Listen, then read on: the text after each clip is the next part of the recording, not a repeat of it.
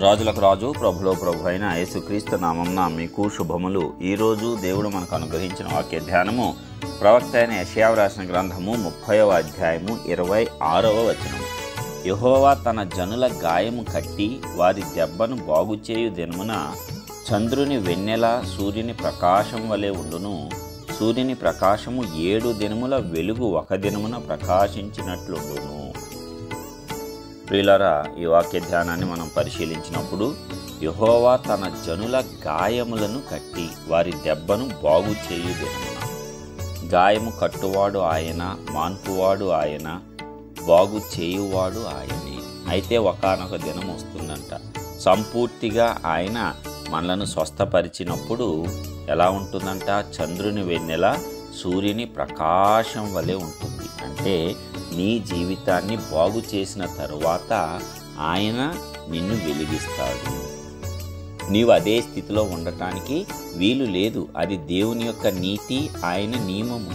దానిని ఎవరూ కూడా రద్దుపరచలేరు. కాబట్టి నీకు కేవలము స్వస్థత మాత్రమే కాదు, కేవలం ఆదరణ మాత్రమే కాదు, కేవలం విడుదల మాత్రమే కాదు, కేవలము నీ కాడి విరగగొట్టబట్ట కాదు, నీ బంధకములు ఊడి పడిపోవుట కాదు, వాటి తరువాత దేవుడిచ్చేటువంటి ఆశీర్వాదము, ప్రకాశవంతమైన ఆశీర్వాదము, వెలుగునిచ్చే ఆశీర్వాదము, ఉన్నతంగా నిన్ను నిలవబెట్టే ఆశీర్వాదము. ఇది మనమందరము జ్ఞాపకం ఉంచుకోవాలి.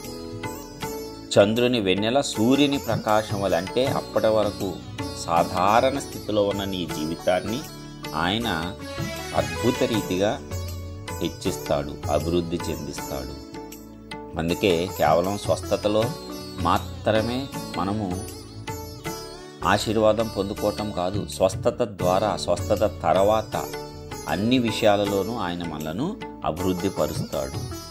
సూర్యుని ప్రకాశం 7 దినముల వెలుగు ఒక దినమున ప్రకాశించినట్లుంటుందంట.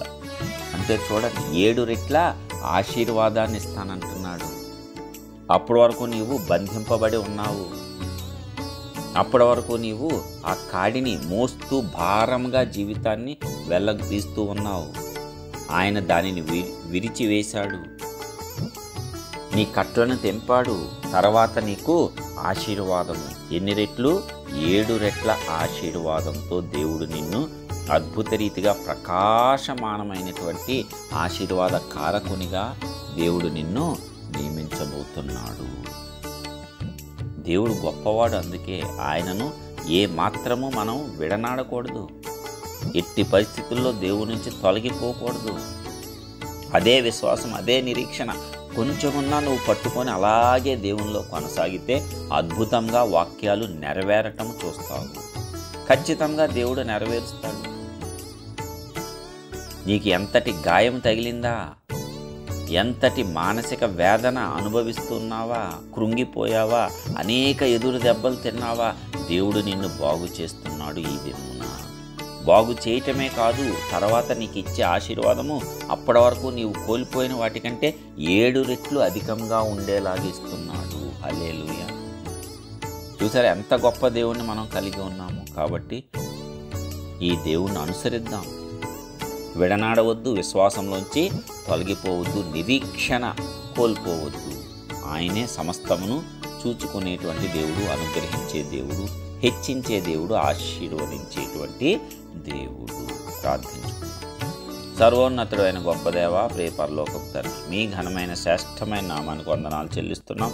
ఇప్పటివరకు అద్భుత రీతిలో కాచి కాపాడిన విధానం అంతటిని బట్టి వందనాలు. ఇదిగో నాయన, మీరిచ్చే ప్రతి వాక్యంను బట్టి మీకే స్తోత్రాలు. అవును తండ్రి, కేవలము నీవు మా యొక్క గాయములను కట్టువాడవు మాత్రమే కాదు, మా దెబ్బలను బాగు చేయువాడవు మాత్రమే కాదు, మమ్మల్ని సరిచేసి ఆదరించిన తర్వాత అద్భుతమైన ఆశీర్వాదములతో మమ్మల్ని నింపే దేవుడవు. మేము కోల్పోయిన దానికి 7 రెట్లు అధికంగా అనుగ్రహించి మమ్మల్ని హెచ్చించే దేవుడవని ఈ వాక్యం ద్వారా మరొకసారి మాకు బయలుపరిచినందుకు వందనాలు. ఈ వాక్యం ద్వారా ధైర్యం తెచ్చుకుంటున్నాం తండ్రి.